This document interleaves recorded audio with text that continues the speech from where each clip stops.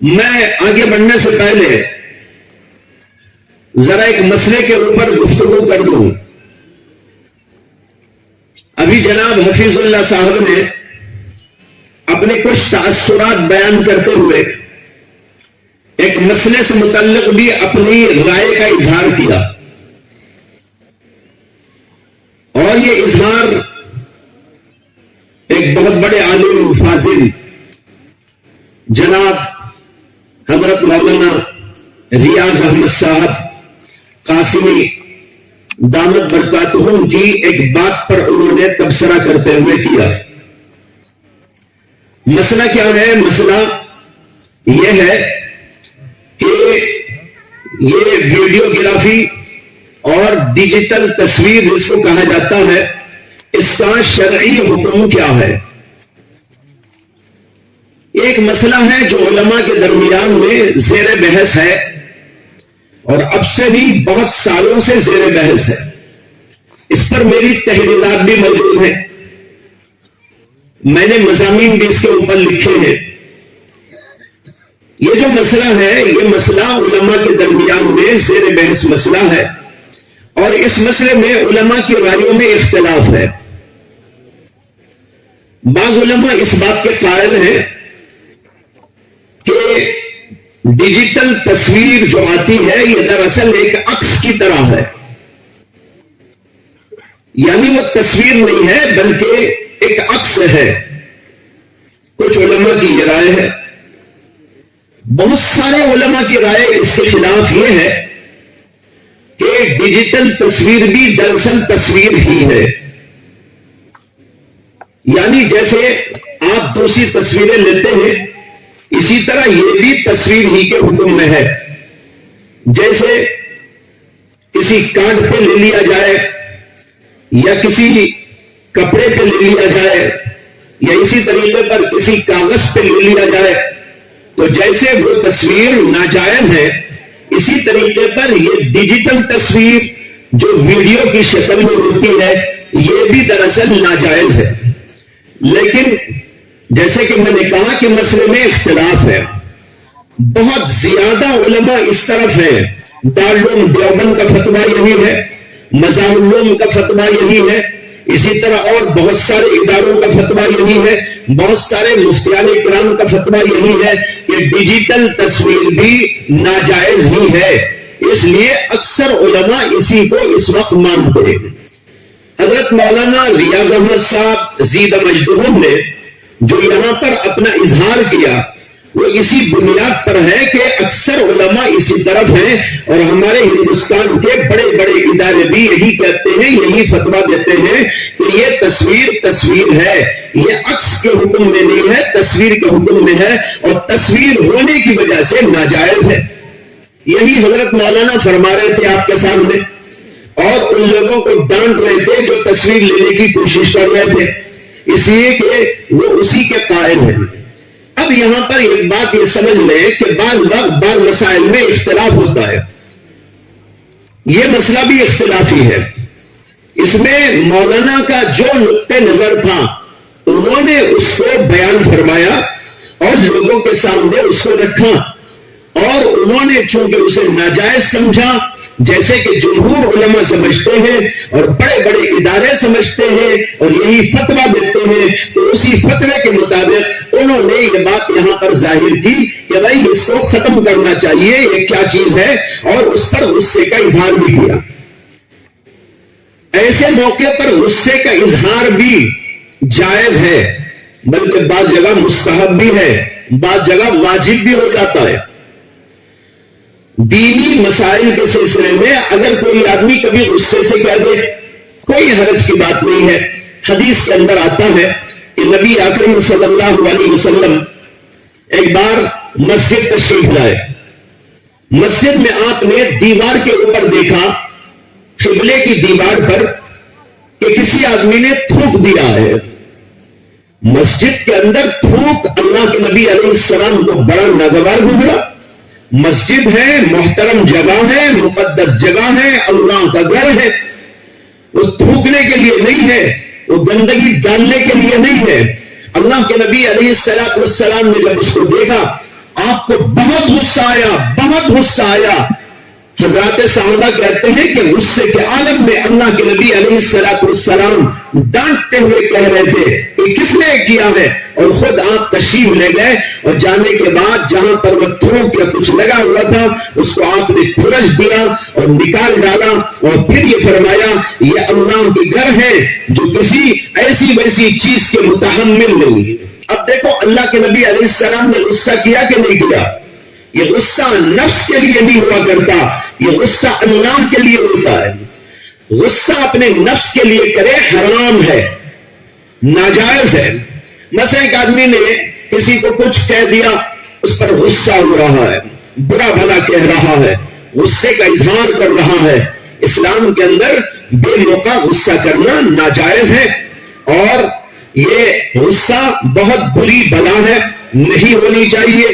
لیکن دین کی خاطر، اللہ کی خاطر، اللہ کے دین کی خاطر اگر کوئی غصہ کرتا ہے، یہ غصہ حرام نہیں، جیسے کہ میں نے کہا بعض وقت مستحب ہوتا ہے، بعض وقت یہ واجب بھی ہو جاتا ہے، ضروری بھی ہو جاتا ہے۔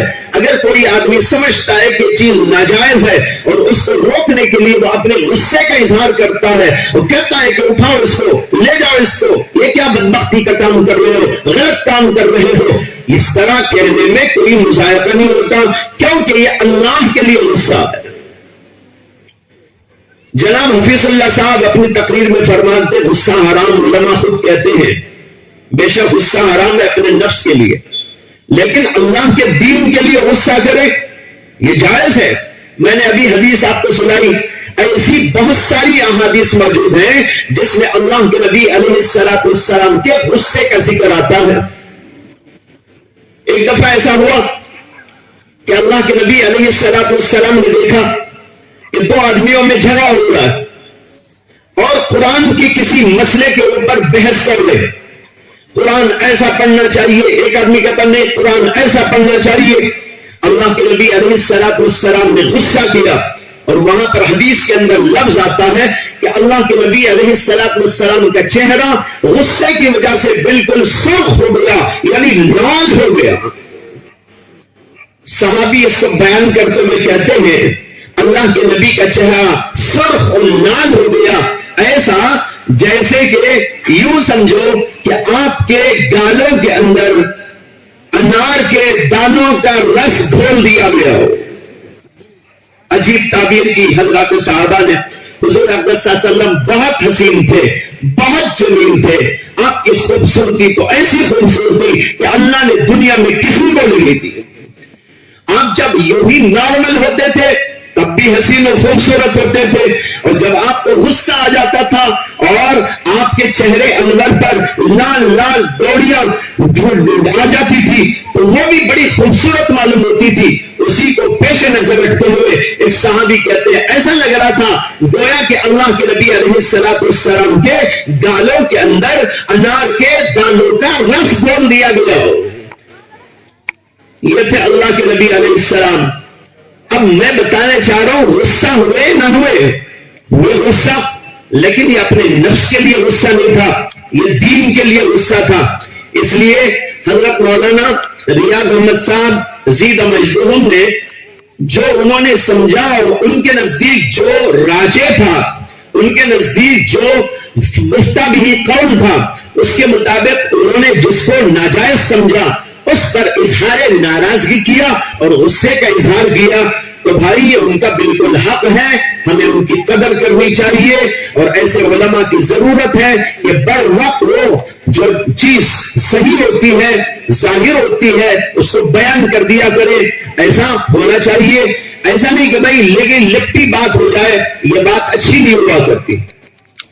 تو مولانا نے جو سمجھا اس کو انہوں نے بیان کیا، میں ان کی قدر کرتا ہوں، بڑی عزت کرتا ہوں، اور ان کو مبارکباد دیتا ہوں کہ انہوں نے جو چیز سمجھا، جس چیز کو انہوں نے حق سمجھا، اس کا برملا اظہار کیا اور پوری جرات اور ہمت کے ساتھ میں اظہار کیا۔ یہ اللہ تبارک و تعالیٰ کی ایک دین ہے کسی بندے کے حق میں کہ اس کو جرات حق اللہ عطا فرما دے۔ اب رہا ایک اور مسئلہ کہ بھائی اس میں دوسرے علماء کا نقطہ نظر کچھ اور ہے۔ ایک طویل زمانے سے میں بھی اسی نقطہ نظر کا حامل تھا۔ سمجھتا تھا، میں نے کتابیں بھی لکھی ہیں، علماء حضرات جانتے ہیں، میں نے ان کے اندر یہی بات بیان کی ہے جو جمہور کے قول کے مطابق ہے کہ ڈیجیٹل تصویر بھی تصویر ہی کے حکم میں ہے۔ کیوں؟ یہ اس لیے لکھا گیا کہ ہمیں جو تحقیق ہوا اس دور میں وہ یہ تھا کہ جب یہ تصویر لی جاتی ہے تو پردے پر جو پرچھائیاں ہوتی ہیں وہ تو تصویر نہیں ہوتی، لیکن اندر ہوتی ہے تصویر۔ جب کیمرہ اس کو اخذ کر لیتا ہے تو اخذ کر کے اندر اس کو چھپائے رکھتا ہے، اور جب آپ اس کو کھولنا چاہتے ہیں تو وہ تصویر جو اندر موجود ہے وہ پھر پرچھائیوں کے ساتھ ظاہر ہو جاتی ہے، عکس نظر آتا ہے، لیکن جو اندر موجود ہے وہ تصویر ہے۔ لہذا یہ حکم دیا گیا کہ چونکہ اندر تصویر موجود ہے، اگرچہ وہ نظر نہیں آتی لیکن ہے اندر تصویر، اس لیے ناجائز ہے۔ یہی بہت سارے علماء آج بھی کہتے ہیں، یہی میرا نقطہ نظر پہلے تھا، لیکن میں وہ کتاب لکھے ہوئے تقریباً 30 برس یا 25 برس ہو گئے جس میں نے اس سلسلے میں تحقیق بیان کی ہے، اور علماء کے درمیان الحمدللہ متداول ہے، لیکن اسی زمانے سے میں اس سلسلے میں مسلسل تگ و دو میں رہا، تحقیق میں لگا رہا کہ اس کی اصل حقیقت کیا ہے، اس لیے کہ بعض بڑے بڑے علماء کا نقطہ نظر اس میں یہ تھا، بعض زیادہ نہیں، بعض حضرات کا کہ نہیں یہ تصویر نہیں ہے، یہ عکس کے حکم میں ہے، یہ ان کا نقطہ نظر تھا۔ اس وجہ سے میں اس سلسلے میں لگا رہا، جہاں جہاں اس سلسلے کا مواد ملتا تھا مطالعہ کرتا جاتا تھا، حقیقت تک پہنچنے کی کوشش کیا کرتا تھا۔ تو ابھی قریب سمجھو کہ 2-3 سال پہلے سے میرا نقطہ نظر اس سلسلے میں بدل گیا۔ اب میں یہ سمجھتا ہوں کہ یہ جو اس میں نظر آتا ہے یہ عکس کے حکم میں ہے، تصویر کے حکم میں نہیں ہے۔ کیوں؟ اس کی وجہ بھی بتا دیتا ہوں، چونکہ ماشاءاللہ یہاں علماء بھی موجود ہیں، تو حضرات علماء کے سامنے اس خیال سے اس کا ذکر کر رہا ہوں تاکہ وہ اس پر غور فرما لیں، اور اس میں رائے اور مشورہ ہو سکتا ہے، اس لیے کہ یہ مسائل جدید مسائل ہیں، اور جدید مسائل کے سلسلے میں علماء کے درمیان میں اختلافات ہوتے ہیں، اور یہ علمی اختلاف ہے۔ علمی اختلاف کو علمی دلائل کے ساتھ سمجھتے رہنا، غور و فکر کرتے رہنا، معلومات کرتے رہنا، اور یہ بھی ہو سکتا ہے نقطہ نظر بدل جائے، پہلے ایک نقطہ نظر تھا بعد میں ایک اور نقطہ نظر ہو گیا، ہر دور کے اندر ایسا ہوتا چلا ہے۔ میں ایک نظیر دیتا ہوں، مثال دیتا ہوں، ایک زمانے میں ہمارے علماء نے فتویٰ دیا تھا لاؤڈ اسپیکر پر نماز پڑھنا ناجائز ہے۔ اب یہ لاؤڈ اسپیکر رکھا ہے، بیان تو کر سکتے ہیں، اجازت تھی، لیکن نماز میں اس کے استعمال کو حرام قرار دیا۔ کیوں حرام قرار دینے کی وجہ یہ سمجھی گئی تھی کہ اس سے جو آواز نکل کر باہر محسوس ہوتی ہے وہ بولنے والے کی اصل آواز نہیں ہوتی۔ بولنے والے کی آواز، جیسے میں بول رہا ہوں، یہ آواز نکلی، اس کے ڈیل پر آ کر ختم ہو گئی، اور ڈیل میں آنے کے بعد یہ آواز بازگشت کی طرح عجیب جو ہے پیدا ہوئی، اور پیدا ہو کر وہ باہر پھیل گئی۔ علماء نے کہا، حضرت مولانا حکیم الامت اشرف علی تھانوی نور اللہ مرقدہ نے، حضرت شیخ الاسلام مولانا حسین احمد مدنی نور اللہ مرقدہ نے، ایسے بڑے بڑے اکابرین نے فتویٰ دیا اس زمانے میں، یہ فتویٰ آج بھی موجود ہے کتابوں کے اندر۔ اس میں فتویٰ دیا گیا تھا کہ اس آلے کے ذریعے سے نماز پڑھانا جائز نہیں ہے۔ کیوں؟ اس لیے کہ یہ آواز ایک نئی آواز ہے، بولنے والے امام صاحب کی آواز یہاں آ کے ختم ہو گئی، اب جو آواز پیچھے لوگوں کو جا رہی ہے وہ آواز امام کی آواز نہیں ہے، وہ ایک نئی کریٹ ہو کے آئی ہے آواز، وہ آواز امام کی آواز نہیں ہے۔ اس آواز پر نقل و حرکت کرنے لگے پیچھے والے، یعنی مصلی لوگ، اللہ اکبر کی آواز کہیں سے آ رہی ہے، ان کو امام کی آواز نہیں آ رہی، امام کی آواز تو ختم ہو گئی یہاں آ کر، اب جو آواز بڑی ہو کر پیچھے پہنچ رہی ہے یہ آواز اصلی امام کی آواز نہیں ہے۔ جب اصلی امام کی آواز نہیں ہے تو اس آواز کے اوپر نقل و حرکت کرنا، رکوع کرنا، سجدہ کرنا، سجدے سے اٹھنا، سلام کرنا اور تکبیر بولنا، یہ سب کچھ جو ہو رہا ہے یہ ایک غیر آواز کے واسطے سے ہو رہا ہے. اس آواز پر نقل و حرکت کریں گے تو نماز فاسد ہو جائے گی اور ٹوٹ جائے گی نماز. یہ فتویٰ کنہوں نے دیا؟ معمولی لوگوں نے نہیں دیا، اپنے زمانے کے حکیم الامت نے دیا، اپنے زمانے کے شیخ الاسلام نے دیا، ان لوگوں نے دیا جن کی زندگیاں پڑھنے پڑھانے میں، غور و فکر کرنے میں، تفقہ فی الدین میں، اسی کے سلسلے میں زندگی انہوں نے لگا دی تھی. ایسے علماء نے یہ فتویٰ دیا، یہ سمجھ کر فتویٰ دیا کہ یہ آواز جو بڑی ہو کر ادھر ادھر پھیلتی ہے یہ امام کی اصلی آواز نہیں ہے. یہ فتویٰ دیا، اس پر عمل ہوتا رہا. لیکن حضرت مولانا مفتی محمد شفیع صاحب نور اللہ مرقدہ نے حضرت تھانوی کے حکم پر اس سلسلے میں مزید غور و فکر کا سلسلہ جاری رکھا. انہوں نے بھی فتویٰ پہلے یہی دیا تھا کہ اس پر نماز پڑھنا ناجائز ہے، نماز اس پر پڑھیں گے تو نماز فاسد ہو جائے گی. لیکن مفتی صاحب نے بڑے بڑے سائنسی اداروں سے تحقیقات کی اور انہوں نے سوال کیا سائنسی اداروں سے کہ جب کوئی شخص لاؤڈ اسپیکر پر کچھ بولتا ہے تو جو آواز لوگوں تک پہنچتی ہے یہ بولنے والے کی اصلی آواز ہے یا بولنے والے کی نقلی آواز ہے، یہ اصلی آواز ہے یا آواز بازگشت ہے؟ اس کے بارے میں تحقیق طلب کی بڑے بڑے سائنسی اداروں سے.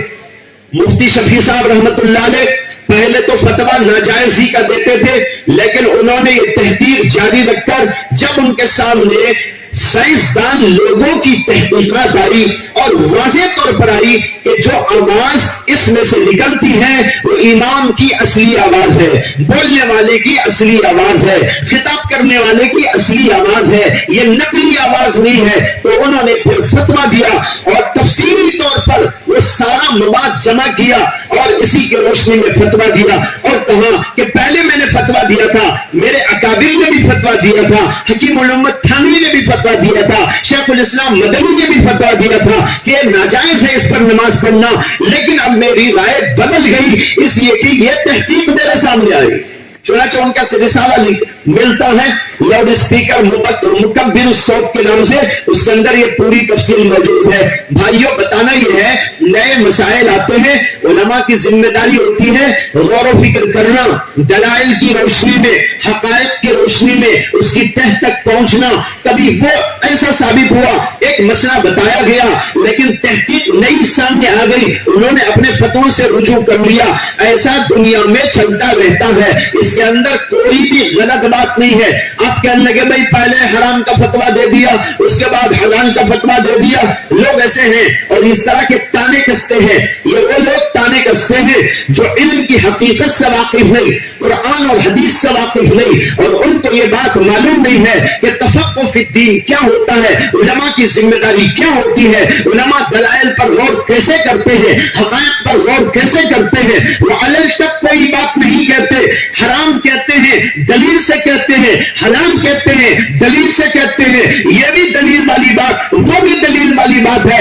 اس لیے کوئی تانا نہ کسے کہ بھائی پہلے کہہ دیا حلال بعد میں کہہ دیا حرام، پہلے کہہ دیا حرام بعد میں کہہ دیا حلال. یہ سب کچھ دلائل کی روشنی میں ہوتا ہے. امام اعظم ابو حنیفہ نے کتنے مسئلوں سے رجوع کیا، امام ابو یوسف نے کتنے مسئلوں سے رجوع کیا، امام شافعی نے کتنے مسئلوں سے رجوع کیا، امام محمد نے کتنے مسئلوں سے رجوع کیا. یعنی پہلے ان کی ایک رائے تھی ایک مسئلے میں، بعد میں رائے بدل گئی، دلائل کی روشنی میں بدل گئی. یہ علل تب نہیں کہا انہوں نے، جو کچھ کہا دلائل کی بنیاد پر کہا. جو فقہیات کو جانتے ہیں، فقہی کتابوں کو پڑھتے ہیں، فقہی کتابوں کو پڑھاتے ہیں، ہدایت کو پڑھتے پڑھاتے ہیں، ان کے سامنے سب کچھ موجود ہے. کتنے مسائل ہیں. ابو حنیفہ ایک بات فرماتے تھے، بعد میں انہوں نے رجوع کر لیا اور رجوع بھی کیا کس کے قول کے مطابق؟ اپنے شاگرد کے قول ابو یوسف کے مطابق، اپنے شاگرد کے قول امام محمد کے مطابق. انہوں نے کہا میں رجوع کرتا ہوں، اپنا مسلک چھوڑتا ہوں،